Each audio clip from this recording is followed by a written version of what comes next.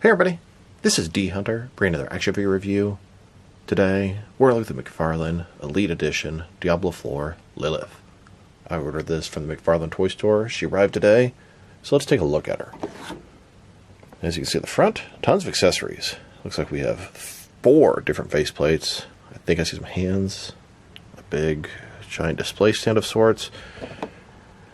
McFarlane Elite Edition. They're basically figures decked out with accessories that cost a ton. Diablo 4. One side of the package. There she is posed up. The second figure in the McFarlane Elite line. The first one was a Doom guy, and he hasn't shipped yet. McFarlane Elite Edition.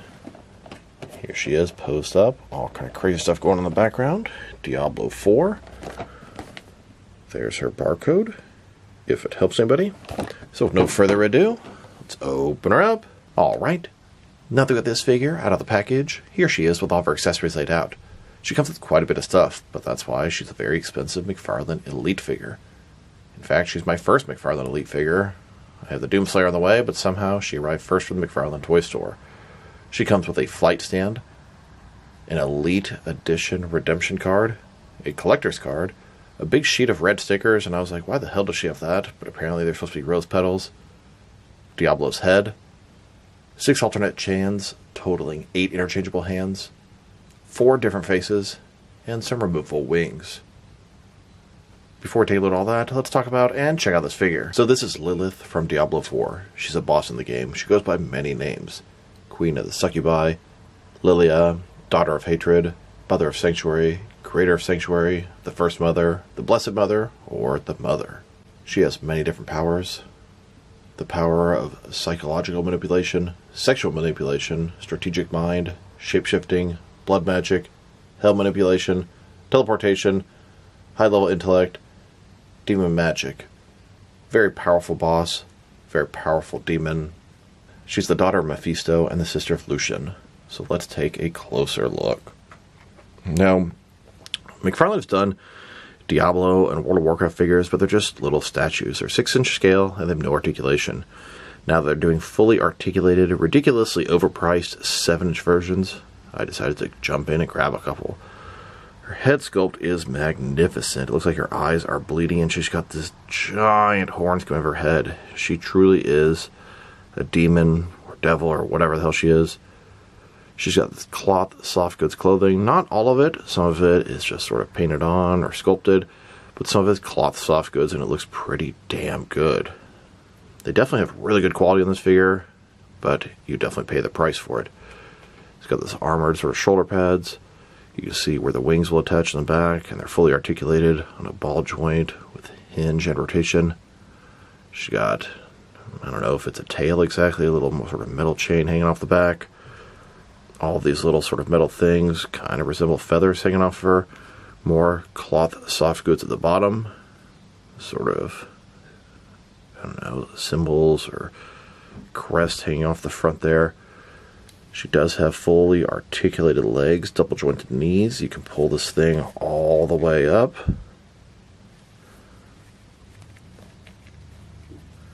It's a really nice looking figure so far. Different layers and layers of soft goods with sort of tattered holes on it. I like it.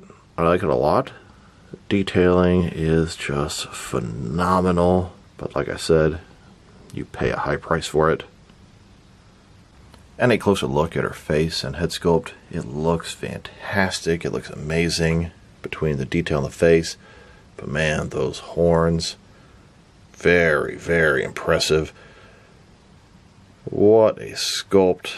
At least you're not getting a shitty sculpt when you're buying this overpriced Elite Edition, but you're getting something pretty damn cool.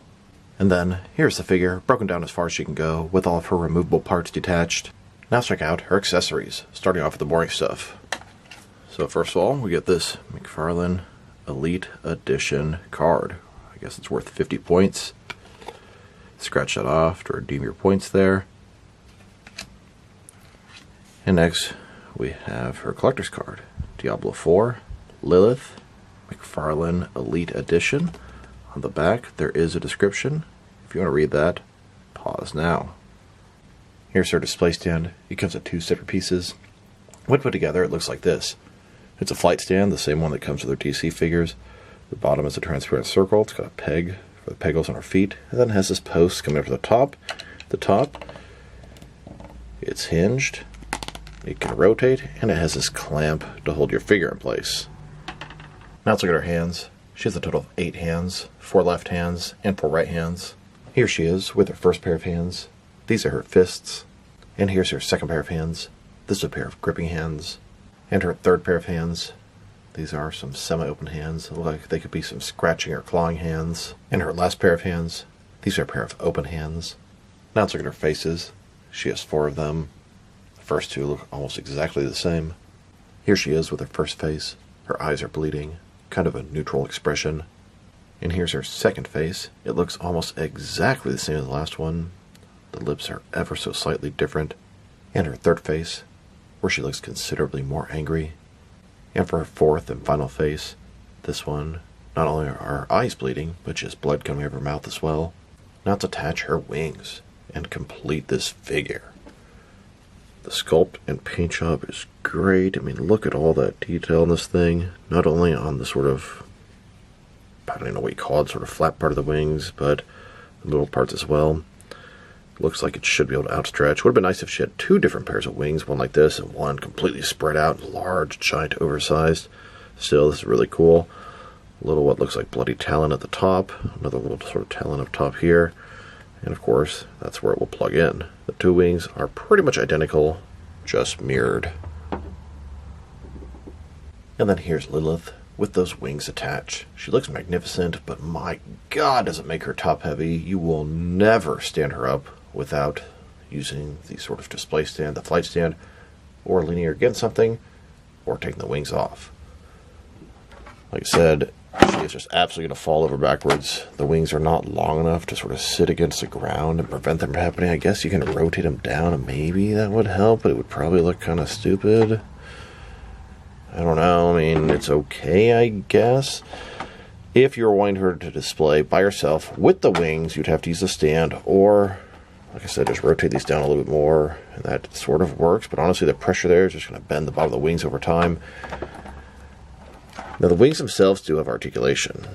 They can rotate, and they're hinged to go back and forth. Now, if they're hinged to go further forward, but just the way it's designed just does not allow you to go any further forward. Now, if you wanted to stand her up independently, if you put her like that, you could do it. Who the hell wants to stand their figure up like this on the shelf? That looks so stupid. Anyway, so I like the wings. They look fantastic, but overall, it's kind of a disappointment that she can't stand up. I mean, it's like not even close. Not even close. She looks really good like that. I mean, make it look a little bit better. But it sucks if you don't have a nice little background like this. You'll have to pull out that display stand. And personally, I'm not a fan of stands. I think they interrupt and break up displays. Not only that, but it's also a flight stand. So you have to have her midair if you're going to use this thing. Unless you want to sort of wrap around like her neck and it just kind of look kind of dumb. So man, as much as this figure looks good and the wings look freaking awesome and she looks fantastic with them attached, if you don't have her hovering like this or leaning against something, it's kind of a fail. And really all they had to do was make these things half-inch longer and that would have supported her. Just seems like a pretty easy fix. They could have made this little tail thing a little bit stronger and that could have been something to support her. She could have come with a different kind of display stand. I mean, this one works. But it really sucks. It's such an awesome, nice looking premium figure. And she can't stand up with her giant, majestic wings attached. That is a very poor decision. I see an easy fix myself. Literally just make that a little bit longer. Done deal. She does look excellent like this against this backdrop. But I'm not a fan of having to lean my figures against stuff. I don't know. It just feels like it could have been done a little bit better if they were going to make the wings. It can be done, but it doesn't look quite as good with the wings like this, obviously. Next, let's look at Diablo's skull. This is a very cool accessory, but it's more so kind of a prop. I mean, it doesn't attach to or anything. It looks damn good. I mean, look at those freaking horns, my god. What a monstrous little beast. This will probably be really cool in my Predator trophy room. And our final accessory, this big sheet of rose petals. I believe they're called blood petals in the game. And I mean, they're not very impressive. It's just a bunch of red sort of circles or off circles, and they're not all the same shape, as drops of blood wouldn't be. But it's not very impressive. I don't know. Let's punch them out and probably never ever do anything with them. Here's a look at all those blood petals scattered around the ground. Now we're going to check out the reuse differences and similarities on this figure. And to my surprise, she reuses parts from the McFarlane DC Multiverse Wonder Woman. Totally unexpected, but when I looked at her legs, I knew immediately. So, obviously the heads are totally different. The torso is totally different. I'd say the arms, they're going to share some parts. As you kind of pull it up, well, maybe not. She doesn't have actually any arm, or at least it's a separate piece above that. So the arms are probably different. But if you look at the legs, I can tell immediately those are Wonder Woman's thick-ass legs. You can see the sort of muscle definition right above the knee here. It's exactly the same on both of them. And if you really want to be sure, the cheeks will always tell. Wonder Woman has magnificent cheeks in the back there. And it looks like Lilith has the exact same. Very unexpected reuse, but it makes sense. I mean, it's really just sort of the legs. Actually, I think the diaper piece is the same, or very close as well. Here are all the McFarlane DC Multiverse figures that utilize this Wonder Woman base body. It debuted with Superwoman. Now that we've taken a pretty good look at the figure and her accessories, let's check out her height. From bottom to the top of her head and the horns, about 8 inches tall, which can translate to around 20 centimeters. If we go to the top part of the wings, about 9 inches tall. And for her articulation, start with her head. Of course, going to rotate side to side. She can look up quite a bit, down a pretty good amount as well. Can tilt her head from one side to the other. Her wings can rotate. They're also hinged. Shoulders on a ball joint goes out about 90 degrees. Up, down, around. She does have that. Does not actually have that butterfly ring. There's no gap there. And the articulation is pretty nice. It's got a bicep cut there where the arm is sort of separated. Double jointed elbow. Her wrist can rotate and it's hinged. Torso seems to have a ball joint in the middle. Rotate around. Forward and back, and not much, mostly just rotation. In her waist, she has another ball joint, rotate around. That one goes forward and back a little bit more. Her legs, complete with splits, McFarlane style hip joints. Rotation is minimal at best. They go forward quite a bit, back not much, out all the way. Double jointed knees, and her ankle, forward and back, rotate, tilt rock, although I'm having trouble getting to go to the other side, and toe articulation. Here's a look at Lilith in front of a castle type setting, guarding the entrance to hell. Now let's check her out next to some other action figures. And tell you the truth, I don't have any other Diablo figures. I don't have any World of Warcraft figures. Hell, I don't think I have any Blizzard figures of any kind, and I'm a huge Blizzard fan. I got started with Blizzard games, with StarCraft, back in the 90s. Eventually, that led me to play Diablo 1. And God, everyone's hacking. It'd be so easy to get max gold and all the top tier weapons. But that game was creepy and it was fun. It was back in the day when you could just freaking pirate it and get on there, and it was so primitive, no CD keys, no nothing. Then I actually played Diablo 2. Tried Diablo 3, but found it kind of boring, and never tried Diablo 4. I still play Warcraft 3 pretty regularly. Don't confuse that with World of Warcraft. It's an older game, and I love it. But this figure's really cool, and I was trying to think of what should I compare it to, and I don't really have a lot of relevant figures. I don't have any Devil or Diablo figures. I thought she might go cool with my Gargoyle collection.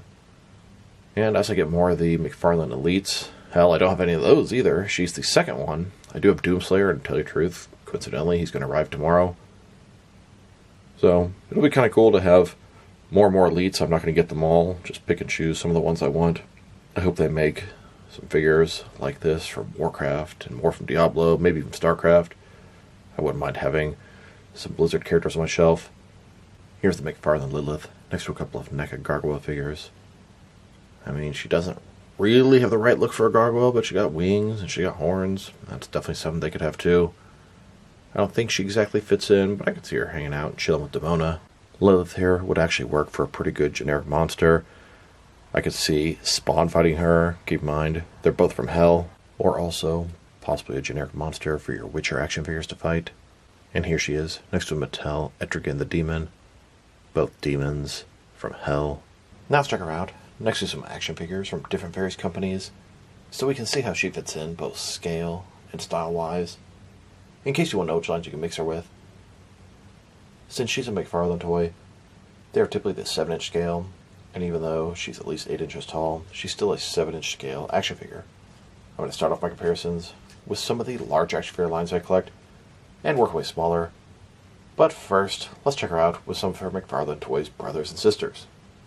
In front of you are 5 different action figures, all from McFarlane Toys, all 7-inch scale, and now, with some Jack-specific wrestling figures and Diamond Select toys, here's Lilith next to a bag of sour neon gummy worms, and here she is next to some DC Direct and NECA figures, then with both some Mattel and Jazzwares wrestling figures, and now with some Mezco and Mattel DC figures, next with some Mafex and Hasbro Marvel Legends, and finally with some SH Figure Arts and Jazzwares Fortnite figures. So overall, it's a cool Lilith figure, but it definitely has its flaws and has some really cool stuff going on. So when judging this figure, I don't usually take price into consideration. If you do, she's gross overpriced. I mean, honestly, she should probably be like a $35 figure. And she'd probably be a really nice $35 figure. Comes with quite a bit of stuff. But the figure in itself, she looks fantastic. The sculpt is excellent on the wings, on her horns. It's a nice mixture of cloth soft goods and sculpted clothing. Her articulation's pretty nice. Her accessories are pretty good. My biggest issue with her is the wings. They look great, but she can't fucking stand up. Are you kidding me? And I see such an easy solution. Just extend the wings like less than a half an inch down, and that could totally support her. I don't want to use a display stand for her, so I'm just going to display her without the wings, and that kind of sucks. The accessories are nice. I love the Diablo head. The little sort of blood petals are stupid. Extra hands, and some of the faces look exactly the same, or so small of a difference, and what's the point? If I were to rate the figure, and like I said, I'm not really taking price into consideration, I'm just rating the figure as is. It's a very nice figure. I'd almost give her an 8 out of 10 if she could stand up with her wings without some support, but that drops her down to like a 7. Easy, and that sucks. It's a figure that looks really good, and it is really good, but I can't believe they made her so freaking top-heavy when you have the wings on that she can't stand unless she's leaning so far forward that she looks ridiculous. And like I said so many times, there's such a freaking easy solution. Just extend the tiny little sort of spike thing on the wing a little bit, and bam, good to go. But no, I have this figure that I really have to display half-assed, no wings, to be able to stand up. And that is rather disappointing. Either that, or just lean her against this backdrop forever, and I might actually do that, I don't know. So what do you guys think? Do you like the figure? Do you like the game? Does it bother you? Do you have to use a flight stand or display stand to hold her up? Simply pegging her foot into a regular stand is not going to be enough. She will totally topple over. I mean, leaning against something is not the end of the world, but it sucks. Like, that's not what you want your action figures to have to do.